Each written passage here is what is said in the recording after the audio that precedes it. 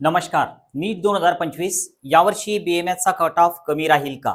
आणि जो आलाच तर कोणत्या राऊंड पर्यंत कमी होईल? आणि कोणत्या स्कोअर पर्यंत विद्यार्थ्यांना अलॉटमेंट होतील? या सर्व प्रश्नांची उत्तरं आपण या व्हिडिओमध्ये घेतोय. तुम्ही जर ऑफिसला येऊन व्हिजिट करून काउन्सेलिंग फी भरण्याच्या तयारीत असाल तर तो विचार थोडा थांबवा.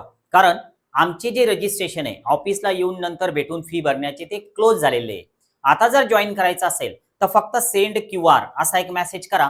तुम्हाला QR दिला जाईल आणि ते पण 100% गॅरंटेड नाही की तुमचा नंबर आता लागेलच, कारण जवळपास रजिस्ट्रेशन हे फुल होत आलेले आहे. तर त्यामुळं फक्त एक मेसेज करा आणि जर समजा तुम्हाला रिप्लाय मिळाला तर असं समजा की सीट्स वॅकंट आहेत, तर त्यामुळे तुमचा त्या ठिकाणी QR तुम्हाला मिळाला. आता बघा आपण काय करूया, तर BMSचा जो कट ऑफ आहे तर तो मी असा डायरेक्ट तुम्हाला नाही सांगणार, कारण त्याला काही बेस तर लागेल ना, की 280 येईल, 230 येईल का 339 च्या वर जाईल. तर त्याला अनालाइज करताना काहीतरी आपल्याला विचार करावा लागेल. नाहीतर मग काय व्हिडिओ बनवायचा, कट ऑफ सांगायचे, तुमच्याकडून फी वसूल करून घ्यायची आणि नंतर मग कसं झालं काय झालं काहीच माहिती नाही. तर हे जिजाऊ अकॅडमीनं आतापर्यंत कधी केलेलं नाही आणि भविष्यातही कधी करणार नाही.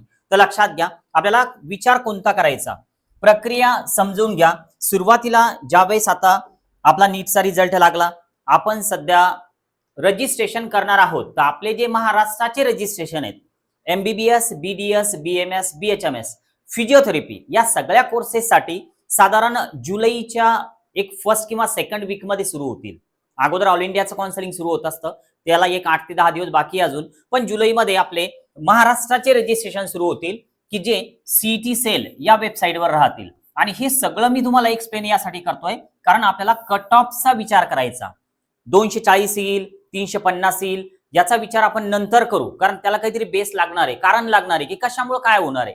आता बघा CET सेलवर जे रजिस्ट्रेशन होतील तर ते ऑल कोर्सेस साठी होणार आहे, म्हणजे MBBS साठी, BDS, BAMS आणि सोबतच BHMS, फिजिओथेरपी, हे सगळे जे कोर्सेस आहे तर हे वन टाइम रजिस्ट्रेशन होणार आहे या सर्व कोर्सेससाठी.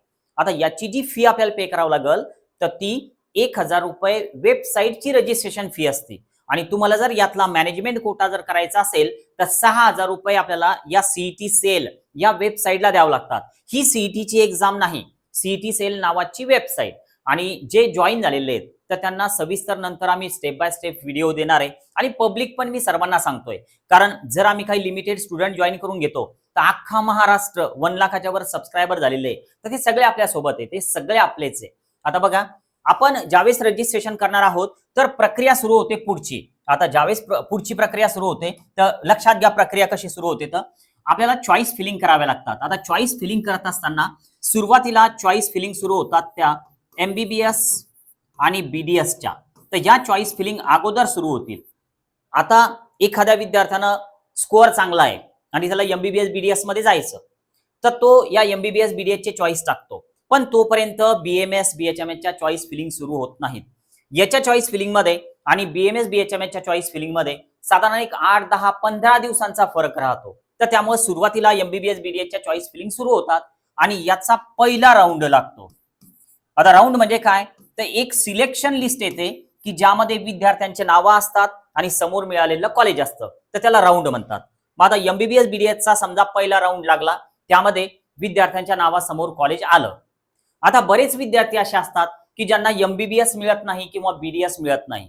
मग आता ते विचार करतात की जर आता कट ऑफ जर वर गेला या पहिल्या राऊंडचा आणि जर असाच कट ऑफ वर जात राहिला तर मग आपण BMS तर घ्यायचं का नाही घ्यायचं. मग अशा वेळेस ते काय करतात, तेव्हा जेव्हा हा राऊंड लागेल तर त्या दरम्यान BMS BHMS च्या चॉईस फिलिंग सुरू होतात. BMS आणि BHMS सोबत सोबत. आता होतं काय की ज्या मुलांना इकडं कॉलेज लागलेलं आहे किंवा लागलेलं नाहीये तर ते सगळे मुलं याच्या पण चॉईस टाकतात, हे पण चॉईस करून ठेवतात. मग आता इथं कॉम्पिटिशन वाढते. का वाढते, कारण MBBS वाल्यांनी BDS वाल्यांनी BMS च्या चॉईस फिलिंग केलेल्या असतात, तर त्यामुळे जे हायर स्कोअर वाले मुलं आहे तर त्यांच्या चॉईस फिलिंग या BMS च्या पहिल्या राऊंड मध्ये असतात. मग आता हा राऊंड लागल्याच्या नंतर ज्या अलॉटमेंट होतात तर त्या हायर स्कोअर वाल्यांना होतात. थोडक्यात पहिल्या राऊंडचा BMS BHMS चा कट ऑफ हा खूप हायर साईडला असतो. याचं रिझन फक्त एकच, MBBS वाले जे चांगल्या स्कोअर वाले मुलं आहे, ज्यांना मनासारखं कॉलेज नाही मिळालं, ज्यांना प्रायव्हेट MBBS मिळालं त्यांना ते घ्यायचं नाही, गव्हर्नमेंट बीएमएस मिळालं तर घ्यायचं, तर ते सगळे मुलं इकडच्या साईडला चॉईस फिलिंग करतात. तर त्यामुळं पहिल्या राऊंडचा बीएमएस बीएचएमएसचा कट ऑफ खाली येत नाही, कारण फक्त हे सगळे जे की हायर स्कोअर घेऊन आलेले मुलं आहे तर ते सगळे चॉईस फिलिंग मध्ये या उतरतात. तर त्यामुळं आता बघूया नेक्स्ट आपली प्रोसेस कशी होणार. त्यानंतर लागतो एमबीबीएस बीडीएसचा दुसरा राऊंड, एमबीबीएस बीडीएस, आणि हा लागतो दुसरा राऊंड. याच्या चॉईस फिलिंग सुरू होतात.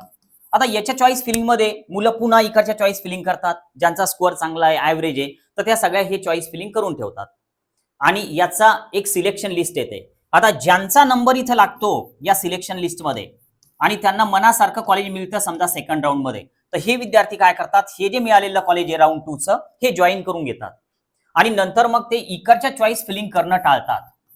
पण सर्वच्या सर्व मुलं या इकडच्या चॉईस फिलिंग करणं टाळतील का? नाही. ज्यांना इकडं मनासारखं एमबीबीएस मिळालं, मनासारखं बीडीएस मिळालं, तर ते मुलं इकडच्या चॉईस फिलिंग करत नाहीत. पण आता समजा एमबीबीएस मिळालं पण ते खूप जास्त फीजवालं मिळालं, बीडीएस मिळालं ते मनासारखं नव्हतं, मग अशा वेळेस मुलं काय करतात, इकडच्या सुद्धा चॉईस टाकतात. पण जसं पहिल्या राऊंड मध्ये झालं होतं की सर्वच्या सर्व मुलांनी एमबीबीएस बीडीएस वाल्यांनी हे चॉईसेस टाकलेले होते, तर त्यामुळे या पहिल्या राऊंडचा जो कट ऑफ आहे तर तो हाय गेलेला होता, कारण सगळे आपले कॉम्पिटिटर होते वरचे, म्हणजे ज्याला 500 मार्क आहे, 550 मार्क आहे, ते पण बीएमएस चे चॉईस करून ठेवतात. तर त्यामुळे हा कट ऑफ वर जातो. पण आता यामध्ये ज्यांना मनासारखं कॉलेज मिळालं तर ते इकडे येत नाही चॉईस फिलिंग करण्यासाठी, ते तिथून कमी होतात. मग थोडक्यात इथली जी कॉम्पिटिशन आहे चॉईस फिलिंग साठी तर ती थोडी कमी होते. ओके. आणि जेव्हा हा सेकंड राऊंड लागतो, आता हा सेकंड राऊंड केव्हा लागणार आहे, जेव्हा इकडचा सेकंड राऊंड कंप्लीट होईल हा वाला, तर त्यानंतर मग हा सेकंड राऊंड लागतो. पण आता यात कॉम्पिटिशन थोडी कमी झालेली असते, कारण इकडचे जे एमबीबीएस वाले बीडीएस वाले ज्यांना चांगलं कॉलेज मिळालं तर ते इकडे चॉईस करत नाहीत. तर अशा वेळेस या सेकंड राऊंडचा जो कट ऑफ आहे राऊंड 2 चा, तर हा महाराष्ट्राचा थोडा कमी येतो. फर्स्ट राऊंडला तर विषयच नाही, तो हायर साईडला असतो. सेकंड राऊंडला थोडा कट ऑफ कमी येतो, 10-20 मार्क 30 मार्क कट ऑफ कमी येतो. आता सर पटकन सांगा ना की कट ऑफ किती येतो, 240 येईल, 50 येईल, 60 येईल? नाही होणार, माझ्या चॅनल तसं सांगणं शक्यच नाही. तुम्हाला व्हिडिओ स्किप करायचा असेल स्किप करून टाका, कारण विनाकारण काही पण सांगायचं आणि काही पण बोलायचं याला काही अर्थ नाही. सगळं समजावून सांगून राहिलो तुम्हाला. जर व्हिडिओ बघायचा असेल सविस्तर बघा. आता बघा पुढचं अजून नेमकं काय होणार आहे. आता काय होईल की थर्ड राऊंड लागेल, एमबीबीएस बीडीएसचा थर्ड राऊंड. तर हा राऊंड आता अगोदर सुरू होणार आहे त्या बीएमएस पेक्षा. एमबीबीएस बीडीएस कितवा राऊंड लागणार आहे, हा तिसरा. आता यामध्ये जे मुलं चॉईस फिलिंग करतील, ज्यांना समजा एमबीबीएस बीडीएस पाहिजे होतं तर ते पुन्हा यात चॉईस फिलिंग करतील. पण आता हे जे चॉईस फिलिंग केलेले मुलं आहे यांना जर कॉलेज मिळालं समजा इकडं, तर हे मुलं आता इकडं बीएमएस बीएचएमएसच्या चॉईस फिलिंग टाकत नाहीत. ओके. इथं कॉम्पिटिशन अजून कमी होऊन जाते या तिसऱ्या राऊंडला. या बीएमएस बीएचएमएसच्या तिसऱ्या राऊंडला अजून कॉम्पिटिशन कमी होऊन जाईल. आता कॉम्पिटिशन कमी होईल, पण आता इथं समोर खरा गेम स्टार्ट होईल.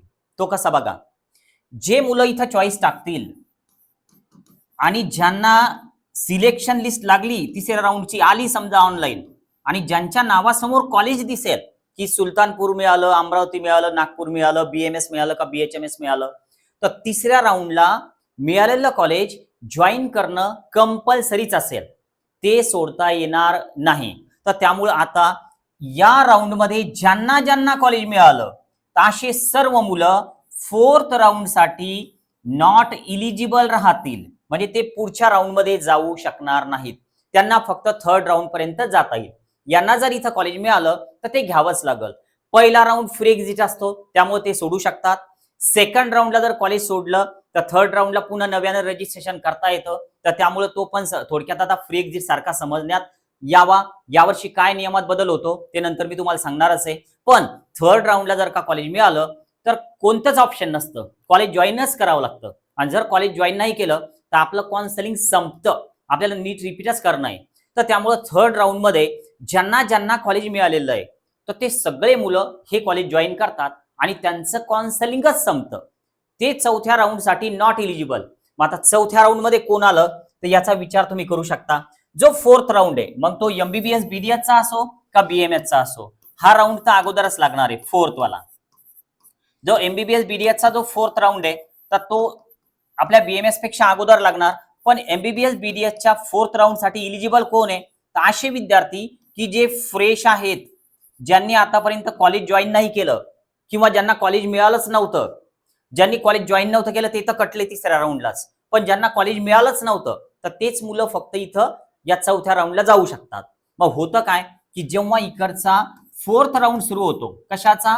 बीएमएस बीएचएमएसचा, तर या बीएमएस बीएचएमएसच्या 4th राऊंडसाठी असे विद्यार्थी असतात की ज्यांना आतापर्यंत कुठं कॉलेज मिळालं नाही किंवा त्यांनी पहिल्या राऊंडला मिळालेलं कॉलेज फ्री एक्झिट घेतलं होतं, म्हणजे जॉईनच नव्हतं केलं आणि ते राऊंडमध्ये थांबलेले आहे.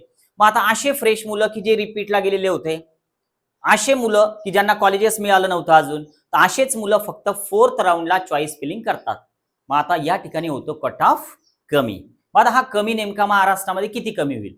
तर एक SML लिस्ट येईल अजून काही दिवसानं, त्यामध्ये नंबर ऑफ रजिस्ट्रेशन किती होतील यावर पण हा आकडा डिपेंड असेल. पण एक आता या ठिकाणी मी तुम्हाला टेंटेटिव्ह सांगतोय, अंदाज सांगतोय की काय होऊ शकतं. बघा, तुमचा स्कोअर, तुम्ही जर कॅटेगरीमध्ये असाल, साधारण एक ओपन, ओबीसी, ईडब्ल्यूएस अशामध्ये जर तुम्ही असाल, तर एक 3rd राऊंड पर्यंत, या 3ऱ्या राऊंड पर्यंत तुमचा स्कोअर जर 300 प्लस असेल तर 3rd राऊंड पर्यंत तुम्हाला कॉलेज मिळण्याचे चान्सेस आहेत. ओपन, ओबीसी, ईडब्ल्यूएस यांना 3rd राऊंड पर्यंत, एनटीडी वाले, एनटीसी वाले यांना 3rd राऊंड पर्यंत 300 प्लस पर्यंत जर असाल तर चान्सेस आहेत 3rd राऊंड पर्यंत कॉलेज मिळण्याचे. पण 270 आहे, 274 आहे, 260 आहे, तर यांना 3rd राऊंड पर्यंत चान्सेस बनतील ओबीसी, विजे, एनटी, ईडब्ल्यूएस असं यावर्षी वाटत नाही. 300 प्लस वाल्यांना 100% असं वाटून राहिलं, पण हा एक अंदाज आहे. 100% शब्द चुकीचा होऊ शकतो, पण 300 प्लस वाल्यांना 3rd राऊंड पर्यंत मिळण्याचे चान्सेस आहेत. आता SC ST वाल्यांचं काय होईल? तर साधारण एक 250, 260 पर्यंत, 280 पर्यंत जर येत असाल तर 3rd राऊंड पर्यंत चान्सेस बनतात.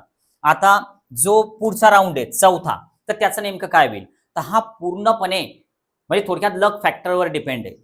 असे मुलं की जे या राऊंडमध्ये, तर असे मुलं जर का खूप कमी राहिले आणि त्यांचा स्कोअर जर का 300च्या आतच असेल, तर अशा वेळेस हे जे अलॉटमेंट आहे तर हे 240 आणि 300 या दरम्यानच्या विद्यार्थ्याला होऊ शकतं. पण हे सगळं कोणत्या फॅक्टरवर डिपेंड करेल की 4थ्या राऊंडसाठी नेमके कोणकोणते मुलं किती स्कोअरवाले इलिजिबल राहिले. तर एक अंदाज असा आहे की 4थ्या राऊंडला महाराष्ट्राचा कट ऑफ जो आहे तर तो 260 आणि 300च्या दरम्यान राहील कॅटेगरीनुसार. मग यामध्ये जर तुम्ही ओबीसी मध्ये असाल, साधारण 270, 274 पर्यंत येऊ शकतो, 260 वर पण येऊ शकतो एनटी, विजय यांच्यासाठी. ओपनवाल्यांसाठी 270, 280 पर्यंत. थोडक्यात हे 260, 280 या दरम्यान राहील. SC ST वाल्यांना थोडं अजून खाली येऊ शकतं. हे सगळं प्रेडिक्शन होतं. दिलेल्या प्रेडिक्शन मध्ये अजून काही तुमचं मत असेल तर नक्की कमेंट बॉक्समध्ये सांगू शकता. काउन्सिलिंग जॉईन करायची असेल तरच सेंड किंवा असा मेसेज करा. बाकी तुमचे प्रश्नांची उत्तरं व्हॉट्सअपला, त्यानंतर कमेंट बॉक्समध्ये जेवढे देणं होतील तर तेवढे देण्याचा मी प्रयत्न करतोय. आज आपण थांबूया. Okay, bye.